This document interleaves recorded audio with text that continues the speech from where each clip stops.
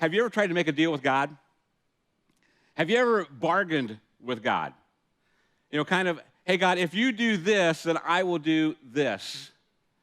God, if you just let me have this job, if you just let me have this promotion, I'll go to church every week. Well, at least I'll go more than what I've been going, all right? Or maybe our teens are over here and, God, I was up playing video games all night and I've got this test tomorrow. If you just let me pass this test, I promise I'll be at youth group every night and I won't give Nick any problems, all right? And we bargain like that at times, don't we? We just make these bargains and think, God, if you just come through with me, I promise that this is what I will do. And that's kind of our story today. And we all do this at times in our lives, and even people who don't believe in God actually do this at times. They make bargains with God because we're trying to get God to do something that we want. We're trying to get God on our side. We're trying to leverage God for our own purposes. And I think I'm just guilty of this too often, And there's times that, it's honestly legitimate. Something's going on with our kids that you just can't control, and you say, God, if you just help them, if you just get them through this, I'll do whatever. Or we get that medical, diagnosis that, man, it's just breaking us, and we don't know what to do, and you say, God, if you just get us through this, if you just heal us, if you just do this, I will do this. But at the core of it, when we're actually being a little bit on the selfish end of this, basically what we're trying to do is get God to do what we need him to do. God, I need you to do this, so I will bargain and I will do this. And we normally bargain with our obedience, don't we? I'll attend more, I'll give more, I'll pray more, I'll read more, I'll do all these kind of things. And it's kind of at the core of us of who we are. And then there's other people who take it to a different place, another place. And that is, God didn't come through, so I'm going to do things my own way. God's not coming through how I expect him. My expectations aren't being met, so I'm just going to do things my way, or I'm just going to walk away. I'm going to take things into my own hands. And that is our character today, Judas. Judas was on the inner circle. He was one of the disciples. He's one that Jesus built into. He was one of those guys that Jesus actually picked to follow him.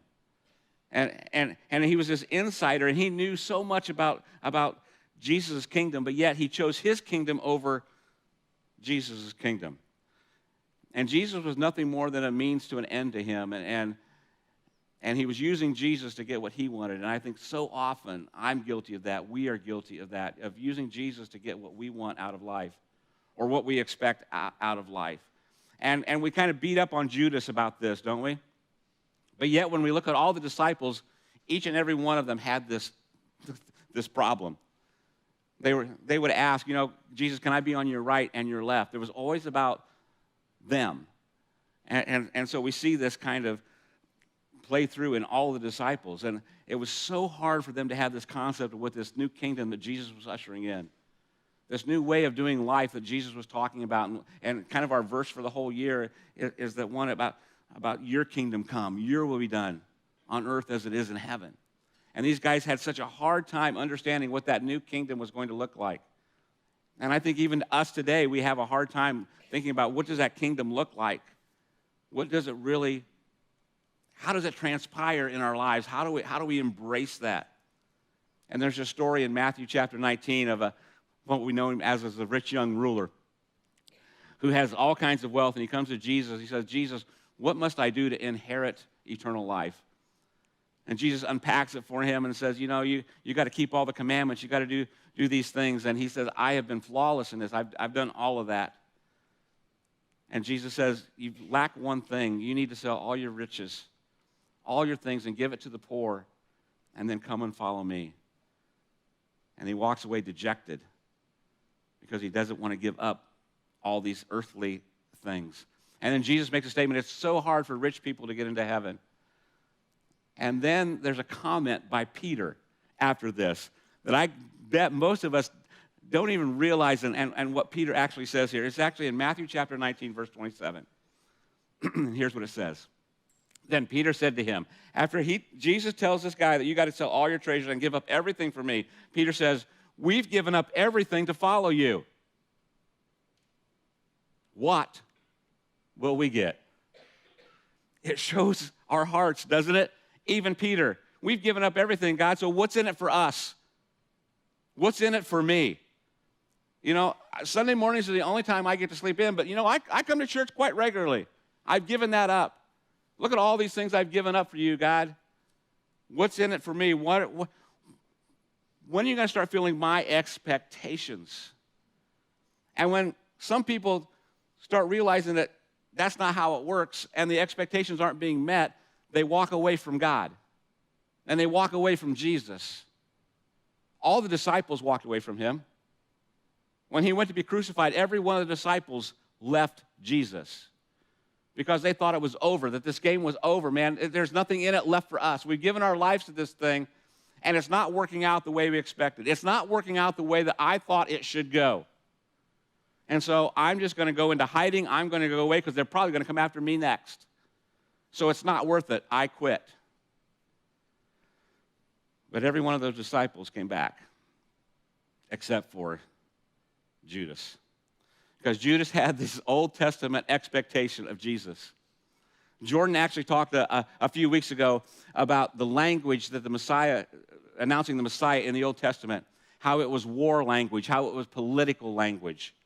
And that's exactly what they were expecting. They were expecting a political leader. They were expecting a war. They were expecting to overthrow the oppressors that they were having.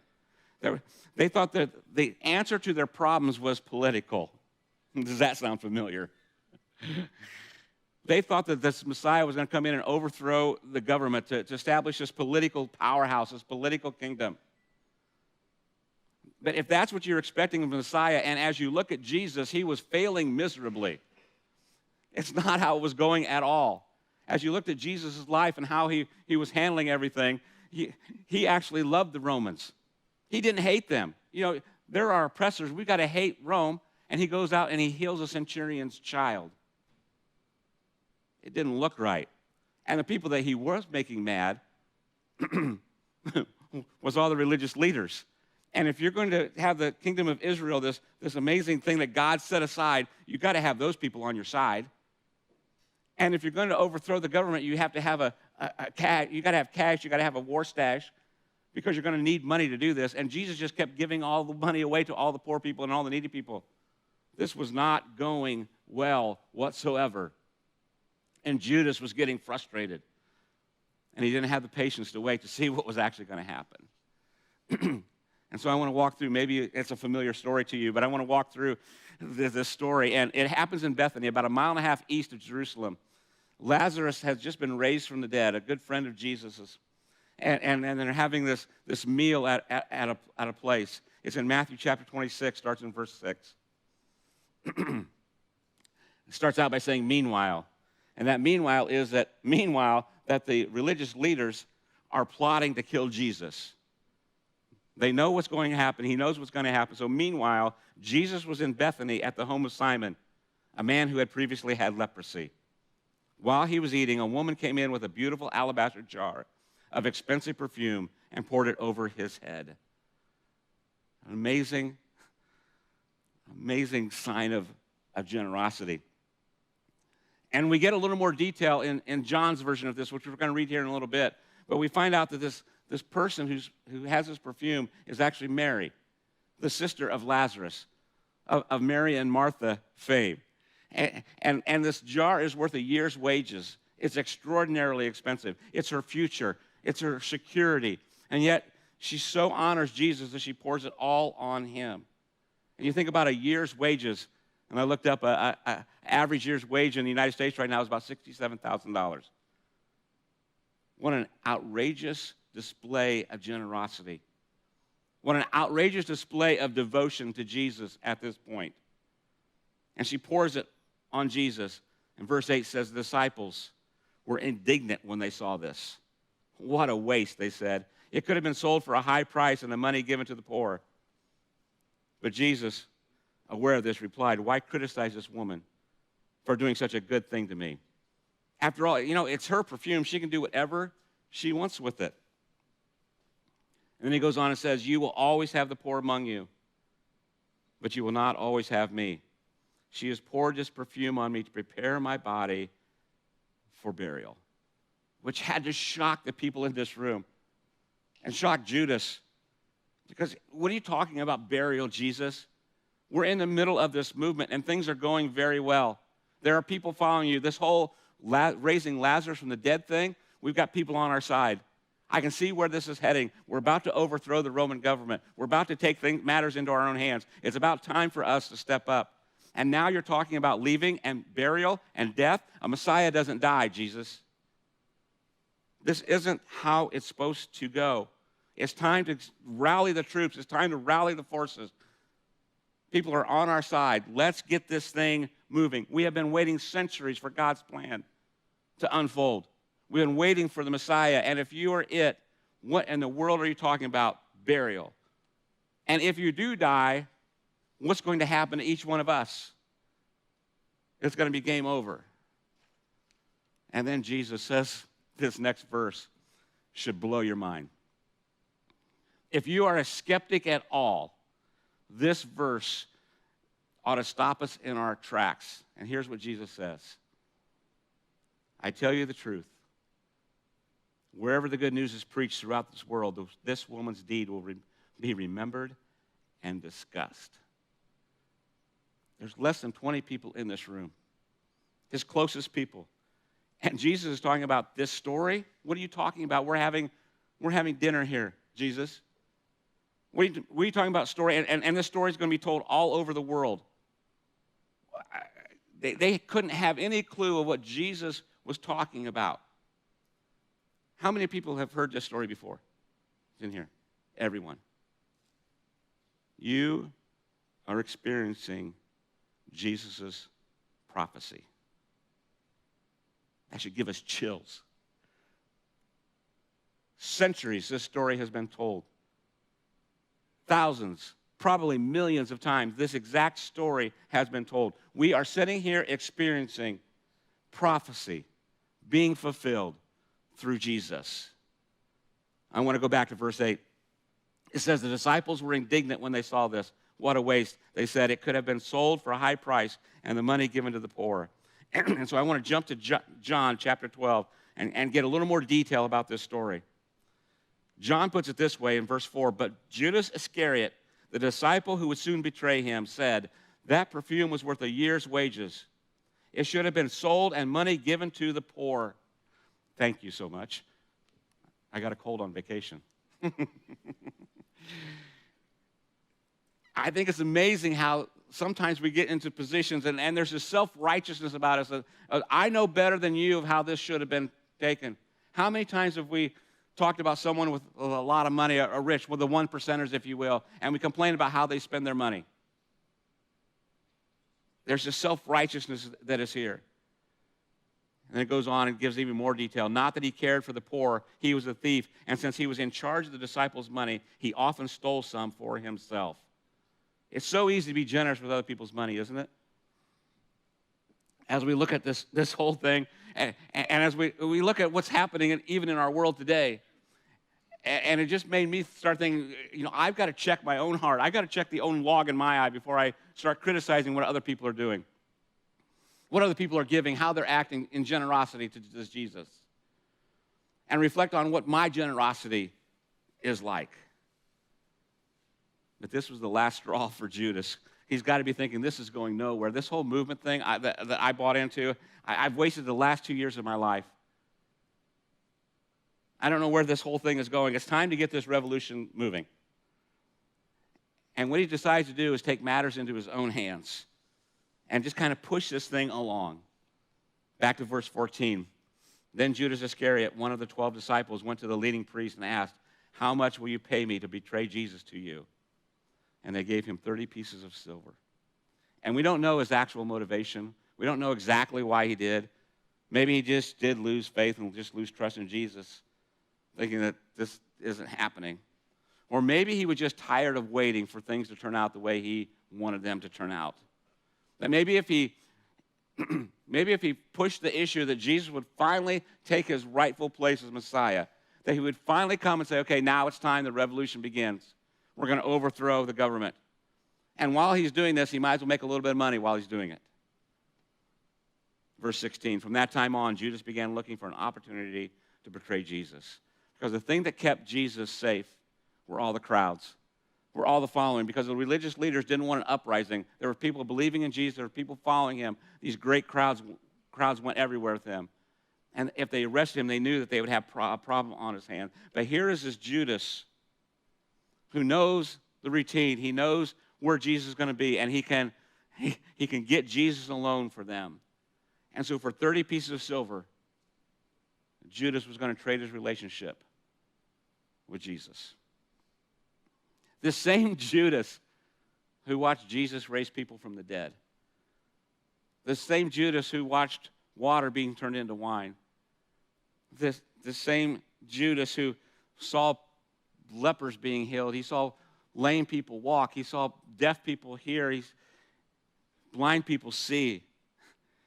He saw Jesus calm storms. He saw Jesus walk on water. He saw Jesus feed 4,000 people and 5,000 people with no food, little to no food. He saw all these things, and when he couldn't get what he wanted, he traded his relationship with Jesus for 30 pieces of silver. And I had to ask myself as I was thinking about this and walking through this story, how many times have I thought about trading my relationship with Jesus? How many times have you thought about trading your relationship with Jesus? And you may be push back and say, Brad, no, I have not ever thought about that. But how many times have I decided to do things in my own will and not God's will? How many times have I willfully chosen to do things my way instead of the way that I know God wanted me to go? The times that I said, I'm going to build my kingdom instead of his kingdom. I'm going to look at my wants instead of his wants. I'm going to look at my needs instead of his needs. My vision over his vision. My plans over his plans. How many times have I traded my relationship in with this Jesus? And some people to the point, and we've watched this happen too many times, saying, I'm not getting what I want out of this, and I don't see a benefit in it for me anymore, and I'm going to do it my way, and I'm going to walk away. Verse 16 said, from that time on, Judas began looking for an opportunity to betray Jesus. And it was Passover time, a time when all the Jewish people would come back to Jerusalem to celebrate the time that God delivered them out of Egypt. When he passed over the firstborn of the Israelites and let them live. And so they would celebrate this festival every year. It was a big deal. Everybody would come in. And Jesus sends his disciples to prepare a place for them. It's what we know as the Last Supper. And Jesus starts this thing by doing something absolutely amazing. He takes off his rabbinical robe, the sign of his power, the sign of his authority, the sign of who he was, a true king.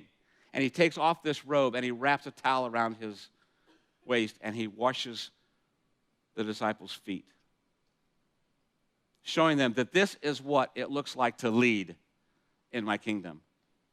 This is what power looks like in my kingdom. It's not going to be like any kingdom that you've experienced. It's not going to be like any kingdom that you know of. We're going to do things absolutely different. It's going to be about serving and loving and caring. And he breaks bread with them. And at some point, he probably talks about them all going to Gethsemane so he can pray. And Judas realizes he's going to have his moment. They're going to this garden by themselves. There won't be a big crowd there, and he knows that he can betray Jesus at this time. There won't be anybody to interfere. And he goes to the garden, he identifies Jesus to the leaders. And we don't really know what Judas was expecting to happen. My guess is that in his mind he thought, they're going to come and they're going to arrest him. They're going to take him back and they're going to admonish him. They're going to put him in jail. They may beat him a little bit.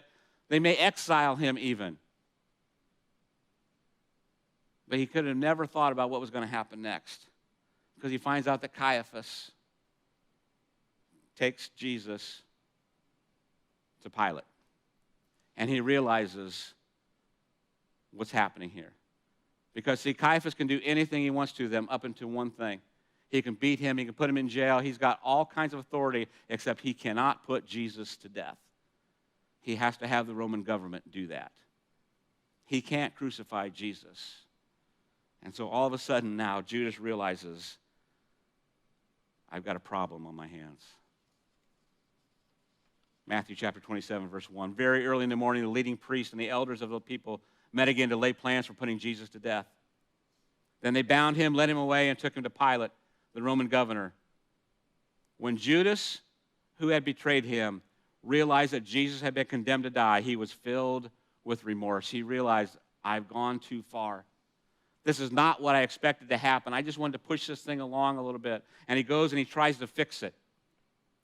It says, so he took the 30 pieces of silver back to the leading priests and the elders. I have sinned, he declared, for I have betrayed an innocent man. And listen to what they said. What do we care? They retorted, that's your problem. And Judas realizes there's consequences for his actions, and he can't take it back.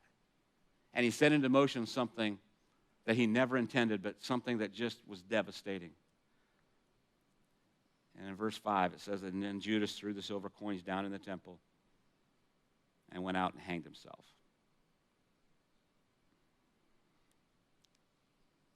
Beginning of the year, I talked about this very spot where Jesus went, knowing that he was about to be crucified, knowing that God's plan was about to happen, and he was doing everything he could. He didn't want to really go through it. He was showing his human side, and he takes his disciples out to Gethsemane, and then he takes his closest three and goes out to pray with them some more, and he goes into solitude, and he asks God, if there's any way that this cup can be taken from me, if there's any way that we can do this another way, God, I want that to do. And he's aligning himself with God's will. And he says, but God, this isn't about me. This isn't about my kingdom. This is about your kingdom. I am willing to do whatever it takes for you. And he aligns himself with God's will. And we talked about how in that garden, what Jesus did at that point was he chose surrender over control. That he could have controlled it. He could have called angels down to rescue him, but he didn't. He said, I will do it your way, God, not my way. I will do whatever it is. And he chooses that surrender over control. And now we see Judas in this very spot at Gethsemane, leading the centurions here to arrest Jesus and the religious leaders. And what Judas is doing is he's choosing control over surrender. Where Jesus chose surrender over control, Judas chooses control over surrender. He wants it to go the way he wants it to go. And I believe that Judas' greatest regret is trying to get God to do what he wants him to do. And doing things his way.